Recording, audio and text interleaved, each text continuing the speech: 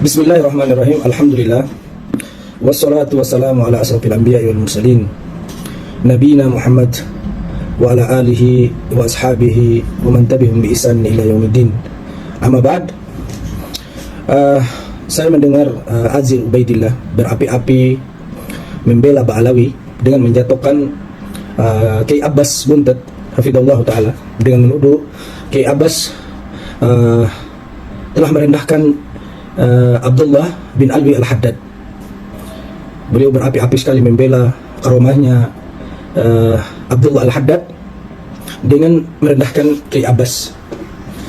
Jawaban pertama dari saya, teman-teman, bahwasanya Azir Ubaidillah dia sudah benar-benar taklid, tidak adil lagi dalam menimbang sebuah masalah yang terjadi di tengah umat saat ini. Menuduh Kiai Abbas membawa kalam-kalamnya Abdullah Al-Haddad yang seharusnya kalam itu hanya diperuntukkan untuk murid-muridnya Abdullah Al-Haddad, yang tidak semua disampaikan ke umat, akan terjadi fitnah yang besar. Baik, orang seperti ini sebenarnya, teman-teman, taklid buta, tasuk buta terhadap suatu kaum, mau salah benar, tidak ada lagi sifat ingkarul munkar terhadap kaum yang dibela sama Azir Ubaidillah. Saya mau bertanya kepada Anda, wahai Azir Ubaidillah, ketika Habib Syekh datang ke Tarim mengatakan siapa saja yang lewat di jalan menuju ke kuburannya Abdullah Al-Haddad itu akan seperti jalan-jalan menuju ke jalan-jalan surga. Apakah ini ajaran di dalam Islam? Mana riwayat, mana asar kaulnya para ulama fuqaha tentang adanya jalan-jalan surga di Tarim? Tolong dijawab. Setahu saya yang ada Raudhatun min Riyadil Jannah itu hanya ada di Madinah. Selain itu nggak ada lagi. Terus yang lebih parahnya lagi, si Azir Ubaidillah ini saking taklid butanya merendahkan Kiai Abbas dengan mengatakan Kiai Abbas membawa kaul-kaul wali yang seharusnya kaul itu tidak boleh disampaikan di depan umum, bisa terjadi fitnah. Menganggap Kiai Abbas adalah tukang fitnah secara tidak langsung. Saya katakan kepada Anda, wahai Azir Ubaidillah, Anda lah yang tukang fitnah.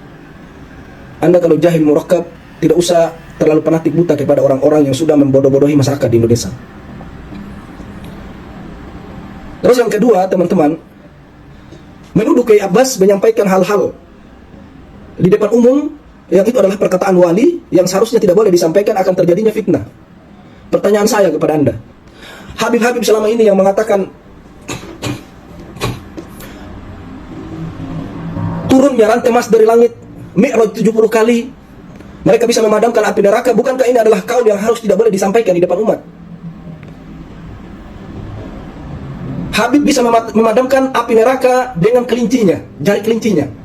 Kaul seperti ini, wahai Azir Ubaidillah, tidak boleh disampaikan di depan umat karena akan terjadi fitnah. Nyatanya sekarang menjadi fitnah, kan? Masyarakat jadi tidak percaya lagi dengan Ba'alawi, jadi ejekan, jadi hujatan. Mana mungkin ada seorang Habib bisa memadamkan api neraka dengan jari kelincinya? Padahal Nabi saja diperlihatkan neraka jahanam. Nabi begitu gemetar melihat siksaan dalam api neraka jahanam.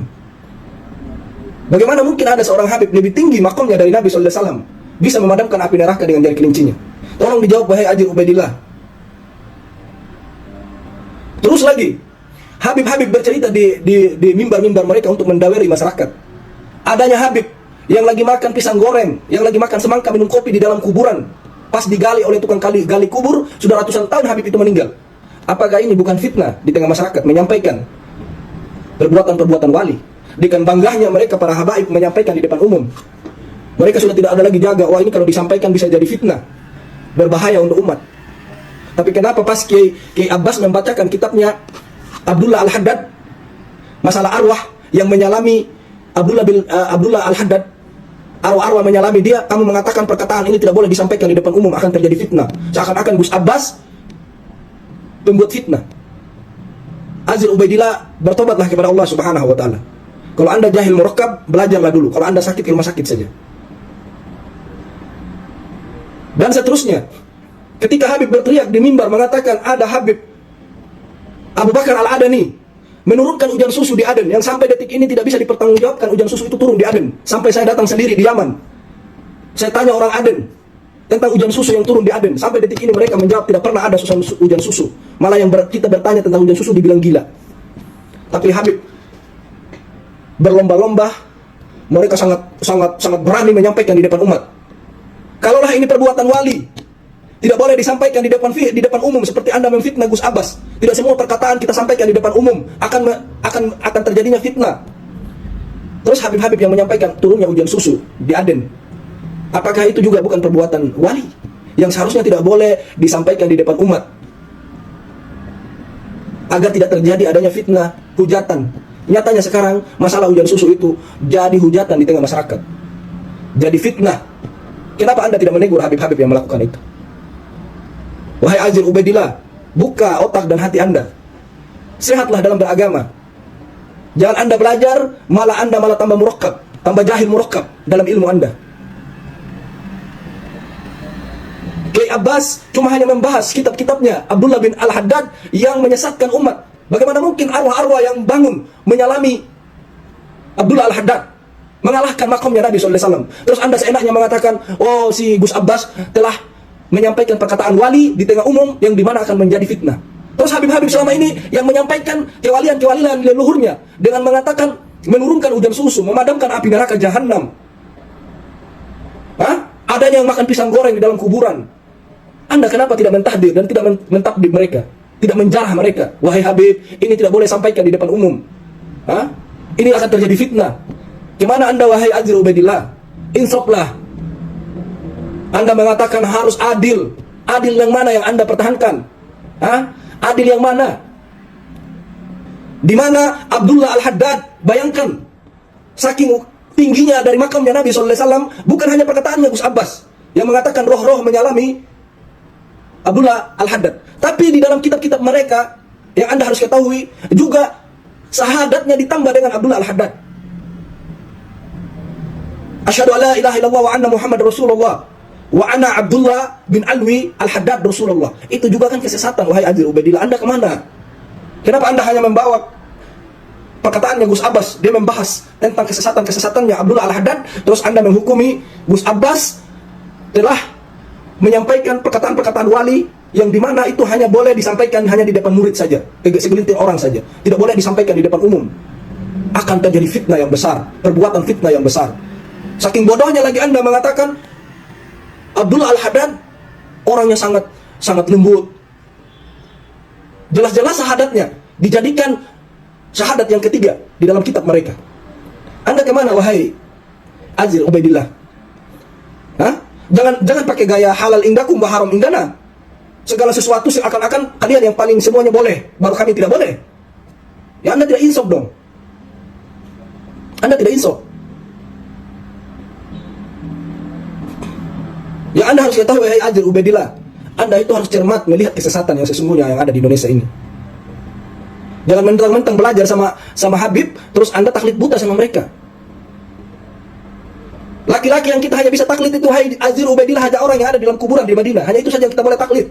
Selain itu, boleh kita mendengar perkataannya, boleh kita melawaknya. Kalau Anda ini sudah terlalu berlebihan. Saya perhatikan video-video Anda di YouTube, seakan-akan Anda itu tetap gigih membela kesesatan habaib, mencari-cari perkataannya kiai yang mencela habaib, terus Anda dengan kata-kata lembut, kata-kata yang sopan santun Anda paparkan di depan masyarakat. Padahal sejatinya itu adalah kedustaan. Kamu tahu kebenaran wahai Azir Ubaidillah. Kamu tahu kebenaran dan kamu tahu kesesatan. Wa ma ba'dal haqq illa dhalal, ya wahai Azir Ubaidillah. Mana mungkin kamu campur adukan kebenaran dengan lembutnya kamu menyampaikan, kamu rinci. Terus kamu lupa diri bagaimana kesesatan habaib-habaib yang ada di Indonesia. Ketika ada Habib yang bercerita di mimbar mengatakan pesawat di Solo dimundurkan oleh Habib, kamu diam saja, tidak mau kamu bahas. Kamu tidak sampaikan kepada umat, wahai manusia tidak ada pesawat mundur, Habib bohong. Kenapa Anda tidak sampaikan? Ketika Kiai Abbas menyampaikan satu kali di mimbar, Anda selalu coba-coba untuk menutup-nutupi kesalahannya para habaib dengan menghajar, menjarah, mentabdik orang-orang yang coba-coba membongkar kesesatannya habaib. Insaflah wahai Azir Ubaidillah. Tidak boleh Anda taklid buta dengan melupakan semua dongeng-dongeng khurafat yang menyesatkan yang ada di Indonesia yang diperbuat oleh habaib. Anda harus insaf, harus jujur di dalam menegakkan agama Allah ini. Kami ingatkan Anda, wahai Ajir Ubaidillah, di antara kejujuran kami kepada Allah dan Rasulnya, itulah yang membuat kami semangat membongkar khurafat-khurafat yang ada kepada bos-bos kamu itu, Ba'alawi. Kejujuran kami kepada Allah dan Rasulnya membongkar nasab-nasab mereka yang palsu itu. Yang dimana di Arab Saudi saja, setiap kali orang mengaku durian Nabi harus tes DNA agar dia dilindungi. Di Indonesia bisa haram DNA itu. Tapi Anda tetap buta dalam masalah ini, wahai Ajir Ubaidillah. Bagaimana mungkin Kiai Abbas menyampaikan kepada umat khurafat ini sangat bahaya, makomnya Nabi tidak boleh mengatakan lebih tinggi dari makomnya wali? Anda terus langsung memfitnah Kiai Abbas menyampaikan sebuah perkataan di tengah umum, terjadinya fitnah.